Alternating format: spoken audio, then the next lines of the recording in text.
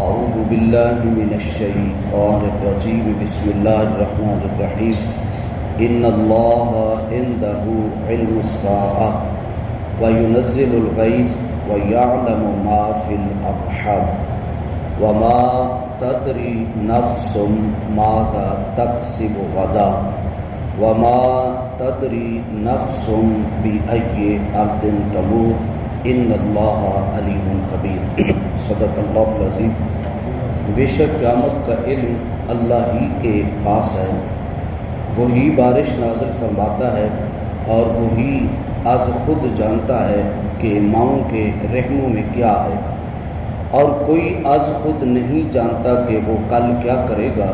اور کوئی شخص از خود نہیں جانتا کہ وہ کس جگہ مرے گا۔ بے شک اللہ ہی بہت جاننے والا، سب کی خبر رکھنے والا ہے۔ سورہ لقمان کی آیت نمبر 34 سورہ مبارکہ کی یہ آخری آیت بینہ ہے جس پر پچھلے 4 دروس میں گفتگو کی ہے، اور آج اس آیت بینہ کی تفسیر اختتام پذیر ہو رہی ہے۔ اس آیت بینہ میں اللہ تبارک و تعالیٰ نے 5 علوم کا بیان کیا کہ یہ جو 5 علوم ہیں ان کو صرف اللہ تبارک و تعالیٰ جانتا ہے، اور اس کا علم اللہ تبارک و تعالیٰ کے سوا کسی کو نہیں ہے، اور کوئی شخص ان 5 علوم کا علم جو ہے از خود نہیں جانتا، لیکن اللہ تبارک و تعالیٰ جس کو چاہتا ہے ان علوم کی خبر عطا فرما دیتا ہے۔ اب اس آیت کے اختتام پر اس بات واضح نشین فرمانے کہ جسے ہم علم غیب کہتے ہیں، علم غیب جو ہے اللہ تبارک و تعالیٰ کے سوا کسی کو اس چیز کا علم نہیں ہے کہ کل کیا ہونے والا ہے، بارش کا کوئی بھی چیز ہے، اللہ کے سوا کسی کو اس بات کا علم نہیں ہے کہ آگے کیا ہونے والا ہے، کیا کچھ ہونے والا ہے۔ اس کا علم صرف اللہ تبارک و تعالیٰ ہے۔ لیکن اگر اللہ تبارک و تعالیٰ اپنے کسی نبی یا کسی ولی کو چاہتا ہے تو اللہ تبارک و تعالیٰ ان چیزوں کا علم ان کو عطا فرما دیتا ہے، اور قرآن مجید برہان رشید میں اس کی مثالیں موجود ہیں۔ حضرت یوسف علیہ السلام نے بتایا، آپ نے اگلے 15 سالوں کی پوری حضرت یوسف علیہ السلام نے خبر دے دی مصر کے عورتوں کو، عزیز مصر کو۔ اس کا ذکر اللہ تبارک و تعالیٰ نے سورہ یوسف کی آیت نمبر 47 اور آیت نمبر 48 میں بیان فرمایا کہ قال تزرعون 7 سنین دأبا فما حصدتم فذروه في سنبله إلا قليلا مما تأكلون ثم يأتي من بعد ذلك 7 شداد يأكلن ما قدمتم لهن الا قليلا مما تحسنون۔ یوسف علیہ السلام نے کہا کہ تم لگاتار 7 سال معمول کے مطابق کاشتکاری کرنا اور فصل کاٹ کر اس کے خوشو میں رہنے دینا، بس اپنے کھانے کی تھوڑی سی چیزوں کے۔ اس کے بعد 7 سخت قحط سالی کے سال آئیں گے، وہ تمہارے ذخیرہ کیے ہوئے غلہ کو کھا جائیں گے، بس اس تھوڑے سے غلے کی جس کی تم حفاظت کرو گے۔ یعنی حضرت یوسف علیہ السلام نے آگے پورے 14 سالوں کی حضرت یوسف علیہ السلام نے ان کو پوری ڈیٹیل بتا دی۔ یہ قرآن مجید میں ذکر ہے۔ اب دیکھیں، ایک طرف اللہ تبارک و تعالیٰ فرما رہا ہے کل کیا ہوگا یہ کسی کو پتہ نہیں۔ حضرت یوسف علیہ السلام صرف کل کی خبر نہیں دے رہا ہے، اگلے 14 سال کی آپ نے پوری پیشین گوئی فرما دی۔ اب یہاں پر ہم اس بات کو اس طرح کہیں گے کہ ذاتی علم جو ہے وہ اللہ تبارک و تعالیٰ کا ہے، لیکن اگر اللہ تبارک و تعالیٰ جس کو چاہتا ہے اپنے علم میں سے اس کو علم عطا فرما دیتا ہے، اس علم کی برکت سے وہ آنے والی چیزوں کی خبر بھی دے دیتے ہیں۔ کسی کے عورت کے پیٹ میں کیا ہے نبی بھی بتا دیتا ہے، اللہ کے اولیاء بھی بتا دیتا ہے۔ میں نے کل عرض کیا تھا حضرت اسحاق علیہ السلام نے اب حضرت سارہ کو خوشخبری سنائی، حضرت زکریا علیہ السلام کو حضرت یحییٰ کی خبر سنائی گئی، انہوں نے اپنی بیوی کو خبر دی کہ اللہ تبارک و تعالیٰ ہمیں بیٹا دینے والا ہے۔ یہ ماں کے پیٹ میں کیا ہے، یہ بھی قرآن مجید میں بیان ہے کہ اللہ کے نبیوں نے آنے والے بیٹے کی خبر سنا دی ہے اور وہ فرشتوں کے ذریعے ان کو علم عطا فرما دیا گیا۔ اسی طرح کوئی بندہ کہاں پہ مرے گا، اللہ تبارک و تعالیٰ فرماتا ہے وَمَا تَدْرِي نَفْسٌ بِأَيِّ أَرْضٍ تَمُوتُ، کوئی بندہ کس جگہ پر مرے گا، فرمایا اس کا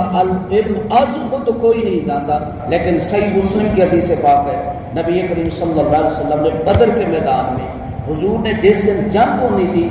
ایک دن پہلے صحابہ کرام رضی اللہ عنہم اجمعین فرماتے ہیں آقا علیہ الصلوۃ والسلام نے بدر کے میدان میں گول دارے لگائے، چھڑی کے ساتھ حضور نے گول دارے، صحیح مسلم کی حدیث پاک ہے،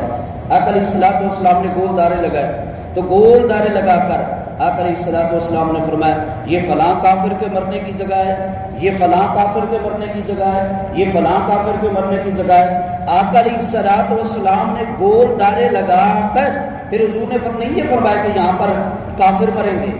آپ نے جو گول دارہ لگایا اس گول دارے کا نام بتایا کہ اس گول دارے میں فلاں کافر مرے گا، اس گول دارے میں فلاں کافر مرے گا۔ تو صحیح مسلم کی حدیث پاک ہے، صحابہ کرام رضی اللہ عنہم اجمعین فرماتے ہیں جب بدر کی جنگ ختم ہو گئی تو ہم نے دیکھا نبی کریم صلی اللہ علیہ وسلم نے جس گول دارے پر حضور نے کہا کہ یہاں پہ ابو جہل مرے گا، تو صحابہ کہتا ہے ابو جہل اسی گول دارے میں مرا ہوا تھا، جس کے کافر کی حضور نے نشاندہی کی ہے وہ کافر اس گول دارے میں مرا ہوا تھا۔ صحابہ کہتے ہیں یہاں تک کہ کسی کے جسم کا کوئی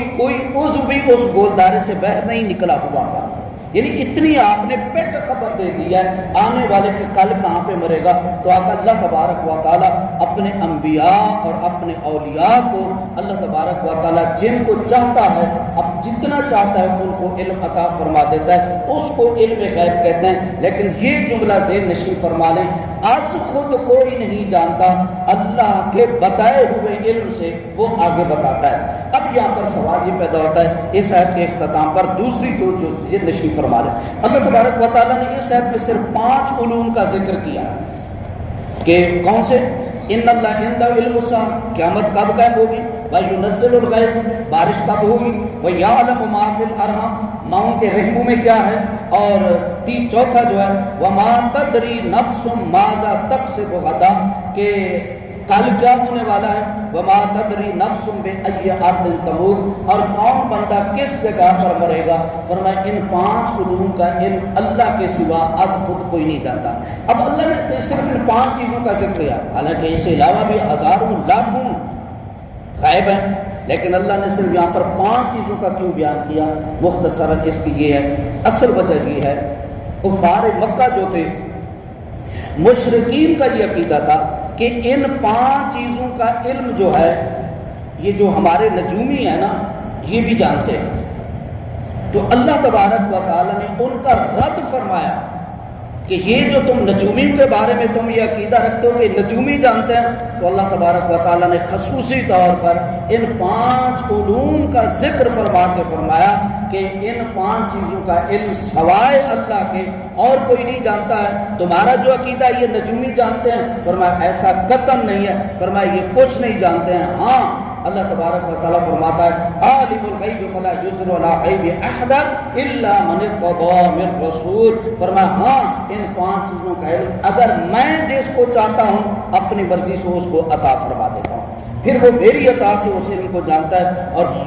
تیسری بات یہ ہے کہ نضر بن حارث یہ کافر تھا، یہ نبی کریم صلی اللہ علیہ وسلم کے پاس آیا اور اس نے حضور علیہ الصلوۃ والسلام نے ان 5 چیزوں کے بارے میں ایک سوال کیا کہ قیامت کب ہوگی اور کل بارش کب برسے گی، اور اس نے کہا کہ میری یہ جو اونٹنی ہے اس اونٹنی کے پیٹ میں کیا ہے یہ مجھے بتائیں، اور اس نے کہا کہ کل کیا ہونے والا ہے اس کی مجھے خبر دیں، اور اس نے کہا کہ مجھے یہ بتائیں کہ میری موت کب آئے گی، مجھے ان 5 چیزوں کے بارے میں بتائیں۔ تو نبی کریم صلی اللہ علیہ وسلم نے حضور اللہ تبارک و تعالیٰ نے اسی اسی وقت اس آیت مبارکہ کا نزول فرمایا اور فرمایا کہ محبوب آپ اس کو بتا دیجئے ان 5 چیزوں کا علم سوائے اللہ کے کسی کو نہیں ہے، آج خود کوئی نہیں جانتا، ہاں اللہ بتا دیتا ہے تو آگے پتہ چل جاتا ہے، اور میرے پاس جو علم ہے وہ میرے اللہ کا عطا کرتا ہے۔ اللہ تبارک و تعالیٰ مجھے جتنا علم عطا فرماتا ہے فرمایا میں تمہیں آگے بتا دیتا ہوں۔ اب یہ آگے